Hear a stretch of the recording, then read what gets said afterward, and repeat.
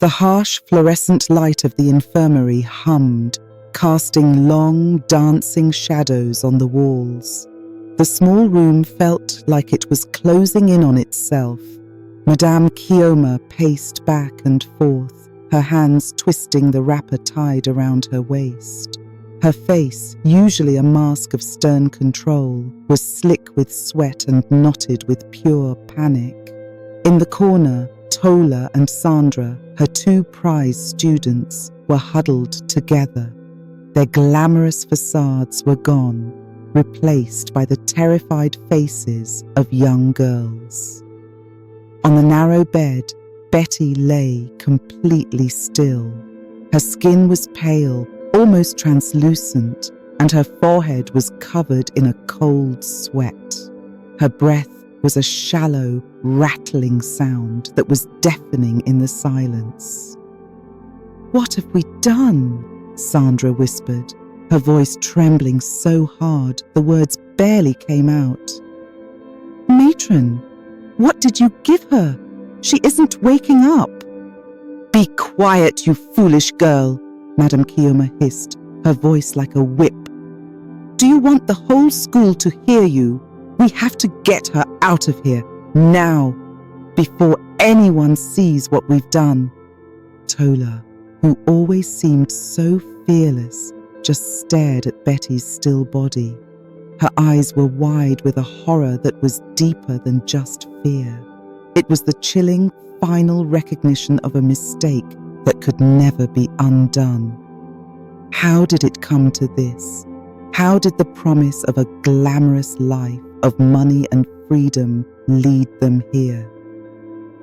To this dark, silent room, standing on the edge of a grave. For them, it all started 3 months ago, with a simple promise from the very woman who now looked at them like a trapped animal. Please give this video a thumbs up. Share it with your friends and family, because this is a lesson that could save someone. And don't forget to subscribe and turn on notifications so you never miss another story that teaches and inspires. Prestige Royal Academy. The name alone carried weight. It was spoken with respect, a place where the daughters of the rich and powerful were polished into perfect diamonds. The school was an island of privilege with manicured lawns and a reputation for academic excellence. But inside its high walls, a different kind of education was happening, one you wouldn't find in any textbook. In this world of curated perfection, Tola, Sandra, and Betty were the queens. They were known as the Untouchable Trio, a name whispered with a mix of awe and envy. Tola was the leader, sharp-tongued, ambitious, and arrogant. She walked the halls of Prestige Royal like she owned the place. Sandra was her loyal deputy, beautiful and fashionable, always ready with a smile for Tola and a dismissive glance for everyone else. And then there was Betty, the youngest, whose sweet nature was slowly being reshaped by her powerful friends. They were a force. Their clothes were always the latest fashion, their phones were the newest models, and their laughter echoed with a superiority that made other girls feel small. But underneath it all, there was a gnawing hunger. They saw the world outside the school gates, a world of lavish parties and designer bags, and they wanted in. They craved a lifestyle that even their wealthy parents wouldn't fund while they were in boarding school. They believed they deserved more than a good education. They deserved a life of excitement, and they wanted it now. Watching them from the sidelines were Anita and her best friend, Sholola. They were quiet, studious girls from humble backgrounds, only at Prestige Royal because of academic scholarships. They didn't envy the untouchable trio. They watched them with a worried curiosity. They saw the restlessness in their eyes, the constant need for something new, something more. Anita was especially observant.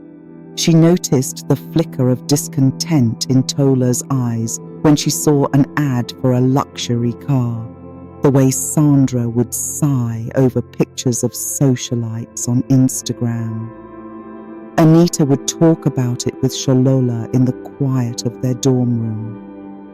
"There's a hunger in them that this school can't feed," Anita once said, her voice low. "It's like they're chasing the wind, something they can see but never catch." Sholola, always the pragmatist, would just shake her head. "That's not our business, Anita. Their world is different. We're here to read our books, pass our exams, and make our parents proud. Let them chase whatever they want." But Anita couldn't shake the feeling that a storm was coming. The school's rigid social structure was a pressure cooker. For girls like Tola, Sandra, and Betty, the status they had inside the school just wasn't enough anymore. They wanted to level up. And it was this desperate desire that made them the perfect targets for the one person who held the key to that forbidden world, their hostel matron, Madame Kioma. Madame Kioma was practically an institution at Prestige Royal Academy. She'd been the head matron for over a decade. To parents and the school board, she was the picture of discipline and morality. She was stern, watchful, and seemed impossible to corrupt. But underneath that starched uniform was a mind skilled in manipulation and a heart filled with greed. Madame Kioma had a side business, a dark and profitable one that fed on the desires of the very girls she was supposed to protect. She'd been watching the untouchable trio for months, studying them like a predator. She saw their ambition and their craving for a lifestyle they couldn't afford. She knew their pride was their greatest weakness. So, one evening, she decided to make her move. She called Tola into her small, stuffy office that always smelled of camphor. Tola walked in with her usual confidence, expecting a lecture. But Madame Kioma wasn't stern. She was smiling, a thin, conspiratorial smile that didn't reach her eyes. "Tola, my dear," she began, her voice smooth as silk. "I have been watching you. You're a special girl, a leader. You're not meant for this small pond. You're destined for the ocean."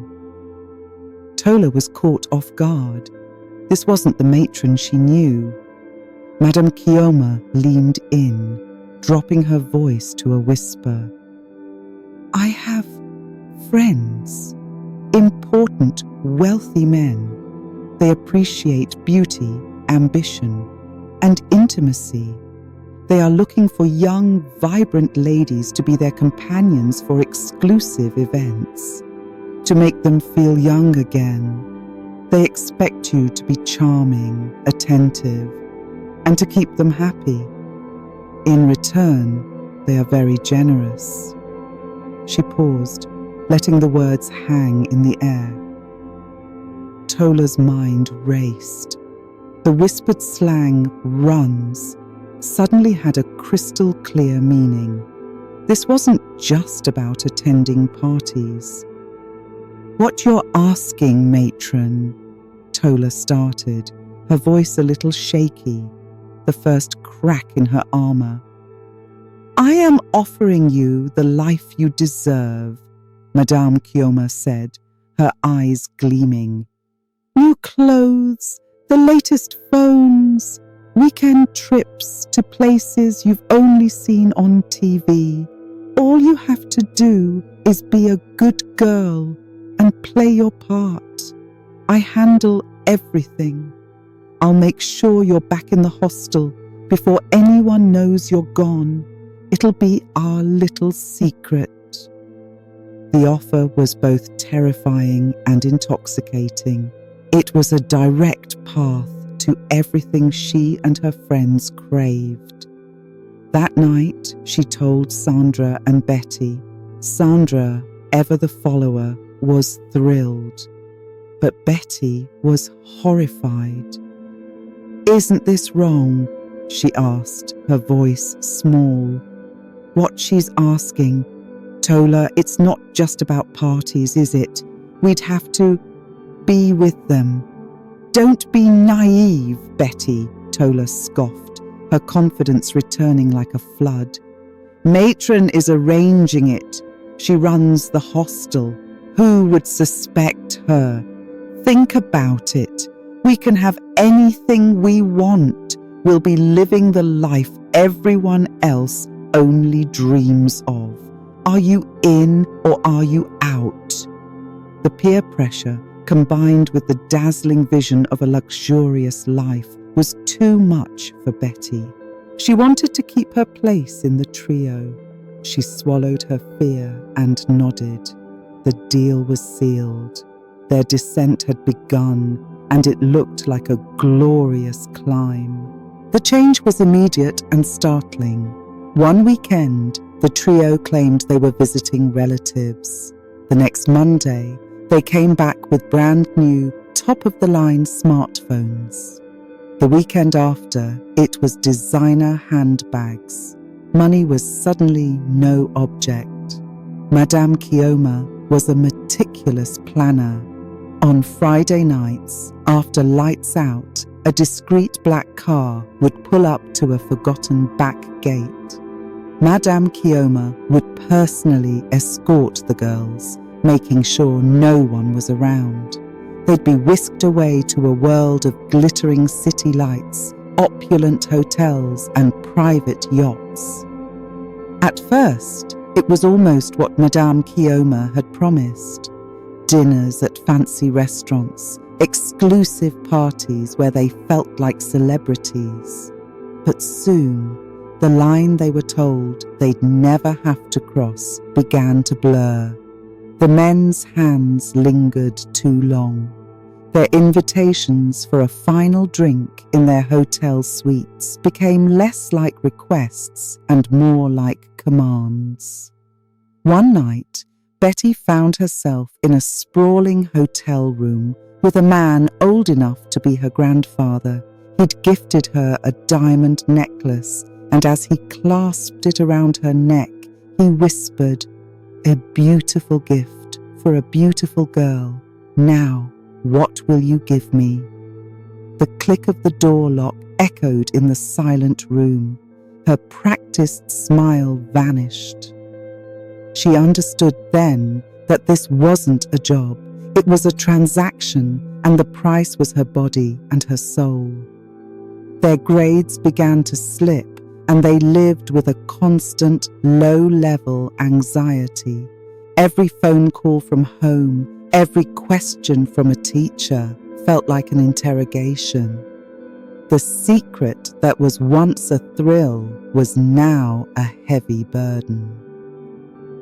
Anita and Shalola watched the change with growing alarm. They saw the exhaustion behind the girls' eyes and the forced brightness of their smiles. They saw Betty, once so sweet, become withdrawn and jumpy.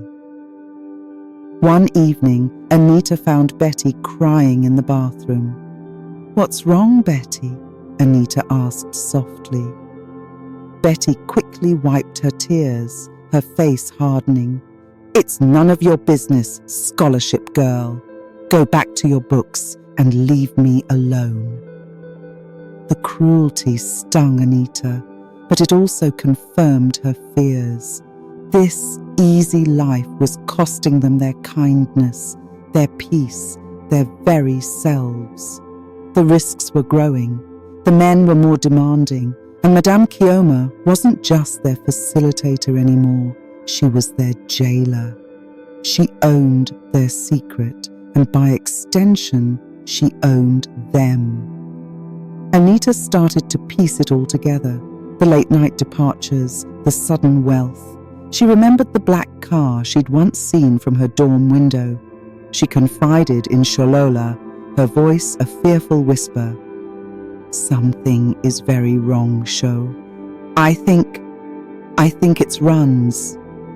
Sholola's eyes widened. "Anita, don't say things like that. If Madame Kioma is involved, we could be expelled just for thinking it." "But what if it's true?" Anita insisted. "Look at them. They aren't happy. They're trapped. We can't just sit here and do nothing." The glamour had faded, revealing a dark and dangerous reality. The storm Anita had sensed was no longer coming. It was directly overhead and about to break. The breaking point arrived quietly. The sickness started with a wave of nausea in the morning, a sudden aversion to her favorite food. Betty confided in Sandra, her voice trembling. "I'm late," she whispered one night in their room. "Over a month late." Sandra, busy admiring a new designer watch, waved it away. "It's just stress, Betty. This life is stressful. Don't be dramatic." Tola was even more dismissive. "Don't be stupid. Madame Kioma gave us pills for that. You've been taking them, right?" But Betty hadn't. Not always. Sometimes she forgot. Sometimes in the haze of champagne and fear, she just wanted the night to be over. The possibility grew into a certainty in her mind, a terrifying secret she held alone. Her friends, blinded by their own ambition, offered no comfort. One morning, her body could no longer hold the secret. She fainted during assembly. She was rushed to the infirmary. After a few tests, the school nurse called Madame Kioma, her voice grave. Betty was pregnant. The news was a thunderbolt for Madame Kioma. A pregnant student was a scandal that could expose her entire enterprise. She acted fast. She isolated Betty, telling the school she had a severe contagious infection. Behind the locked door of a private room, she confronted Betty with cold, hard calculation. "You've been careless," she hissed. "You've put everything at risk. But don't worry, I will handle this. I know a doctor who can take care of this problem, quietly."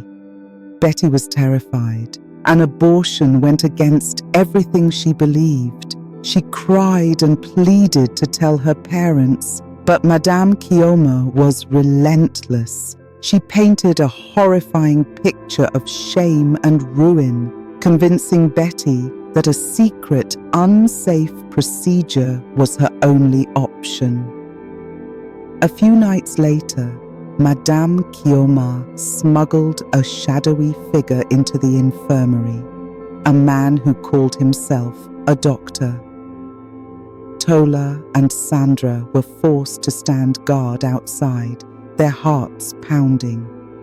They heard Betty's muffled sobs, then a sharp cry of pain, followed by an eerie silence. When the doctor slipped away into the night, Madame Kioma called them in. The scene would be burned into their minds forever. The room smelled of metal and medicine. Betty was lying on the bed, her face as white as the sheets, a dark stain spreading beneath her. She was unconscious, her breathing shallow and ragged. Panic exploded. This wasn't a quiet solution, it was a disaster. The doctor had botched the procedure. Betty was bleeding out, dying right in front of them. In that moment of pure horror, the fantasy collapsed. The designer clothes, the money, the parties, it all amounted to this. A small dark room, a dying friend, and a secret so terrible it could never be buried. The price of their pleasure wasn't just their innocence, it was a human life. The silence in the infirmary was broken by Madame Kioma's frantic whispers. "We have to move her. We can't let her be found here." Her plan was as cold as it was desperate. Move Betty's body back to her dorm bed and pretend she died in her sleep from her illness. Paralyzed by fear, Tola and Sandra were about to go along with it, to become accomplices in covering up their friend's death. But someone had noticed. Anita, whose dorm window overlooked a path to the infirmary, had been woken by a car leaving late at night. The same black car. Her heart filled with dread. Driven by a courage she didn't know she had, Anita woke Sholola. "Something's happened to Betty," she whispered. "I saw the car again. We have to find out what's going on." They crept out of their dorm, silent on the cold floor. As they neared the infirmary, they heard the panicked voices and the horrifying details of the cover-up. They understood the unthinkable. Betty was gone, and her killers were trying to hide the crime. Fear threatened to send them running back to bed. Reporting Madame Kioma meant risking everything, their scholarships, their futures, their safety. But then Anita thought of Betty's small voice asking, "Isn't this wrong?" Anger began to push out the fear. "We can't let them do this," Anita whispered to Sholola, her voice firm. "We owe it to Betty." They knew they couldn't go to the principal. Madame Kioma had too much influence. But they trusted Mrs. Adebayo, their literature teacher, a woman known for her integrity. Making a decision that would change everything, they ran to the staff quarters and knocked on her door. When Mrs. Adebayo opened it, the words tumbled out of Anita in a torrent of fear, grief, and fury. She told her everything she'd seen, heard, and suspected. Sholola stood by her, nodding, her presence a silent confirmation of their shared courage. Mrs. Adebayo listened, her expression shifting from shock to cold anger. She knew they were telling the truth. Without hesitating, she took charge. She called the school's owner on his private line, bypassing anyone who might try to bury the scandal.